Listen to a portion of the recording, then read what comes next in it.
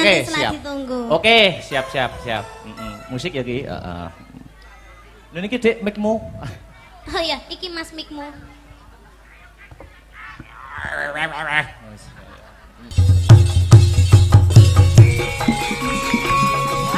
Hey.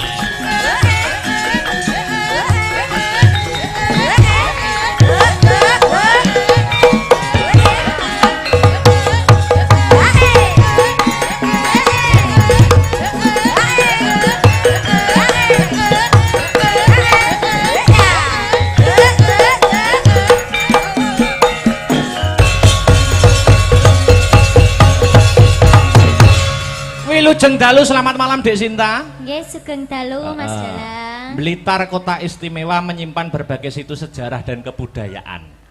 Nggih, leres niku.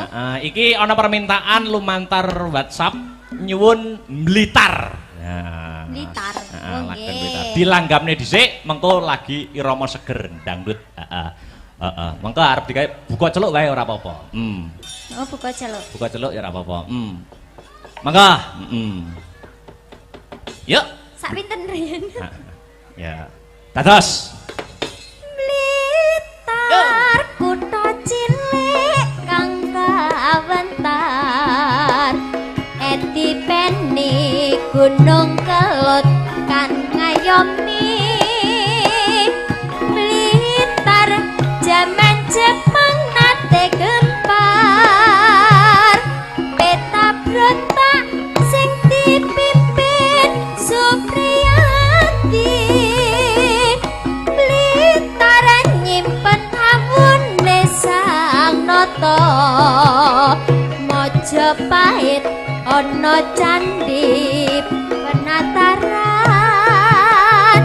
Blitar nyimpen layune Bung Karno.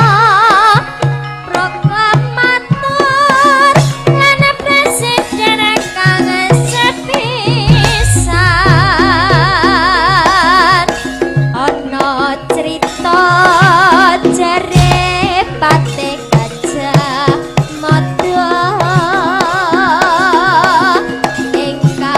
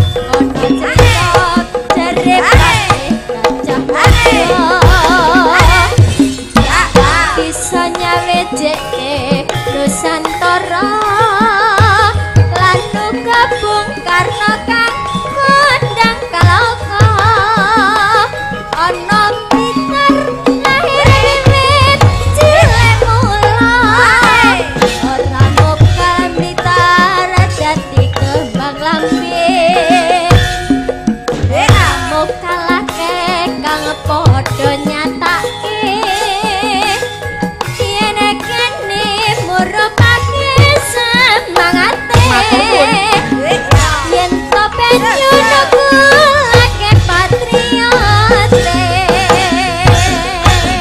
Terima kasih Dik Sinta. Nggih. Mau sore wis diadani ya kuwi sosialisasi narkoba, anti narkoba. Terus wingi ya ana sosialisasi, sosialisasi UMKM saka ngendi? Saka Dinas Perdagangan. Oh ngono. Jadi sosialisasi kuwi penting kanggo mengedukasi masyarakat, khususnya masyarakat kang mapan ana ing desa Ngadipuro. Oh iya. Ya, lanjut ya belok. Ya, maka Maiker jumeneng yuk.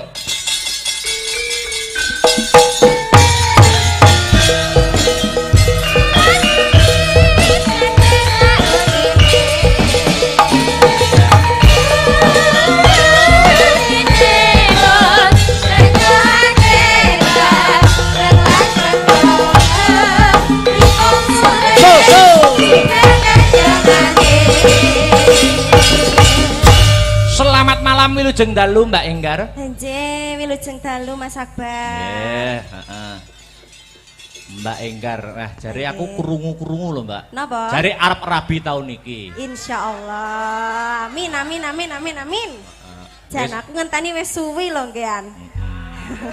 Sing ngegongke sing kulino ditutne ayang bebek ya arep rabi pisan. Nggih, kadose. Aja. Unda-undi. Aja rabi sik, Pan. Royal ae. Rasane padha iki. Yo penak nek sah no. Ya. Ayo, iki ana permintaan. Apa, Mas? Gedhe seragenan. Nggih, napa? Ana lewung karo loro ati dua, monggo dipilih. Oh, nggih, lewung mawon. Lewung, oke, digedroke. Ya. Oke. Kendangan sing semangat Mas Arya. Ya. Ya, dadekke. Iya, iya. Iya, iya. Iya, iya. Iya, iya. Iya, iya. Iya, iya.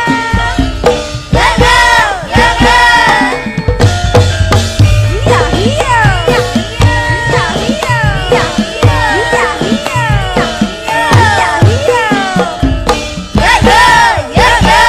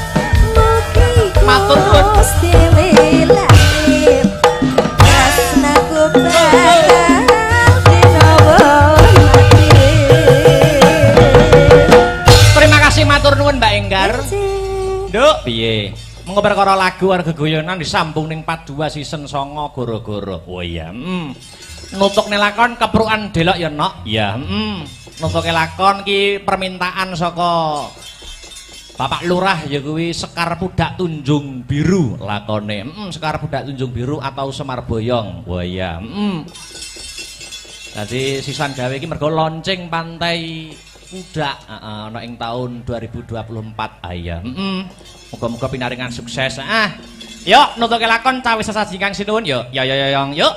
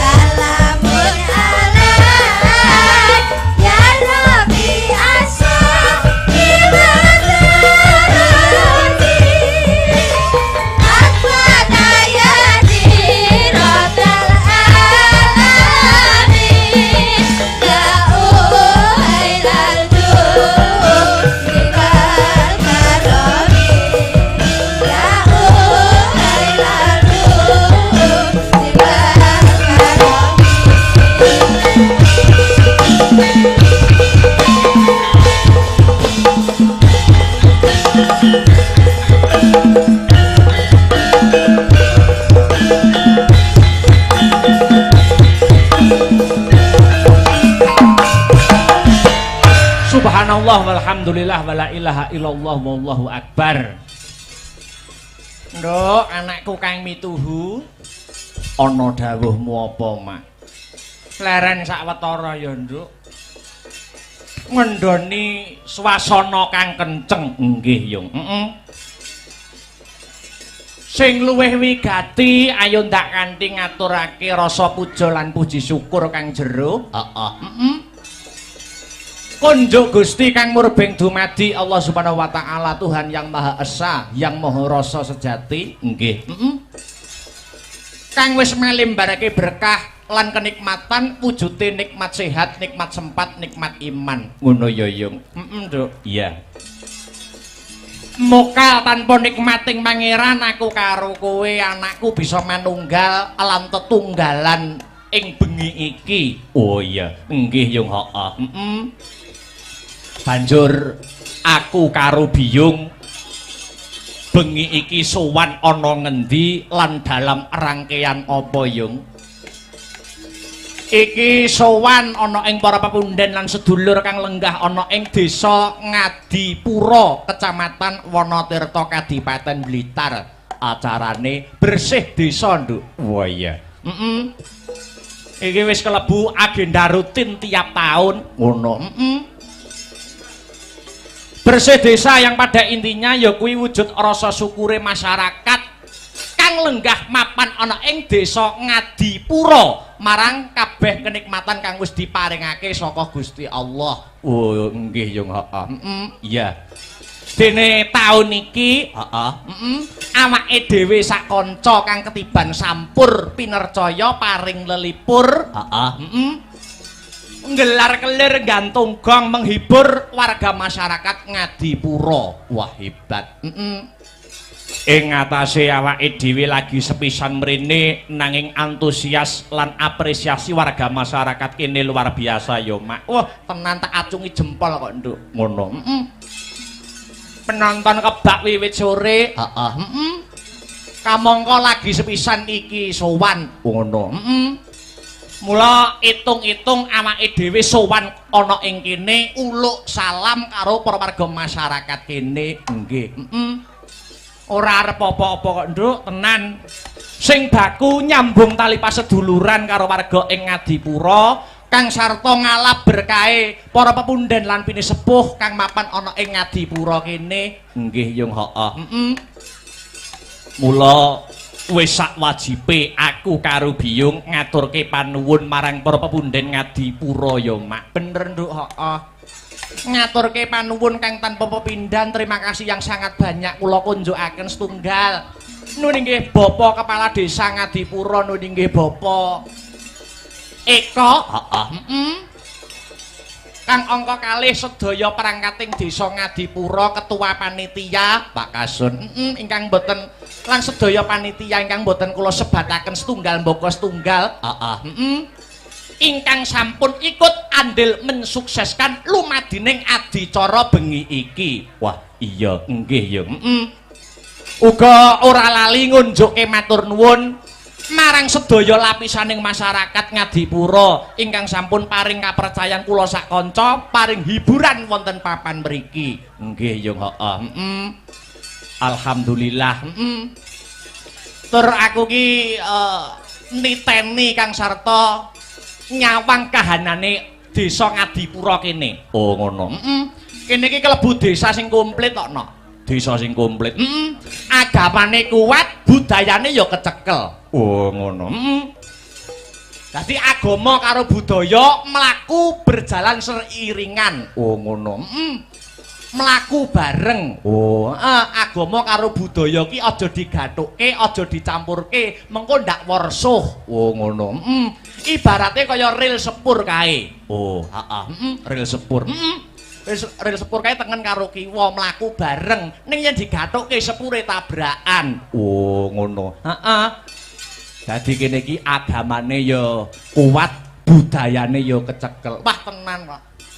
Imane para warga masyarakat ning Ngadipura ki hebat luar biasa.